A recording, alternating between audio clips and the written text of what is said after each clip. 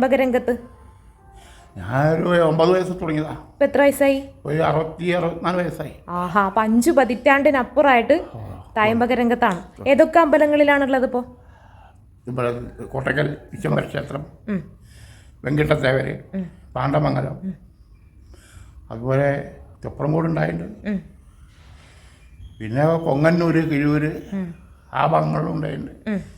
കഥകളിയുമായി ബന്ധപ്പെട്ടിട്ടുള്ള കഥകളിയായിട്ടും ഉണ്ടായിട്ടുണ്ട്. ആറന്മുളയൊക്കെ കഥകളിക്ക് പോകാറുണ്ട്. ആറന്മുള ഒരു ആശ്രമത്തിൽ അന്തവാടി ആശ്രമമൊക്കെ ഉണ്ട്. ഇവിടെ കഥകളിയുടെ കൊട്ട് വേറെയാണോ? കഥകളി കൊട്ട് കുറച്ച് വ്യത്യാസമുണ്ട്. അതൊന്ന് കേൾപ്പിച്ചു തരും. പിന്നെ ക്രമങ്ങൾക്കൊക്കെ വ്യത്യാസം, ഭാഷയ്ക്ക് വ്യത്യാസം. അത് ശരി, എന്നാ ഒന്ന് കേട്ടാലോ? പുറപ്പാടായിക്കോട്ടെ. ആയിക്കോട്ടെ.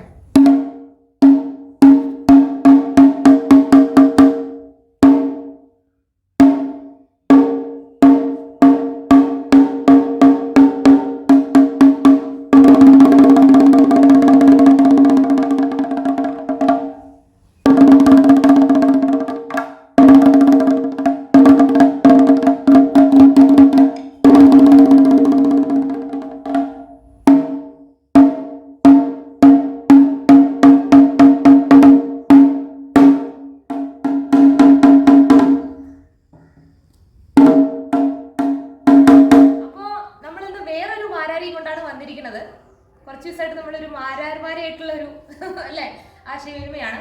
അപ്പോൾ നമ്മൾ തിരുമംഗലം മനയിൽ ഇത് വന്നപ്പോൾ തൃപ്രങ്ങോട് അമ്പലത്തിന്റെ തൊട്ടടുത്തുള്ള തിരുമംഗലം മനയിലാണ് ഇപ്പോൾ ഇരിക്കുന്നത്. ഇത് ഉണ്ണികൃഷ്ണമാരാർ.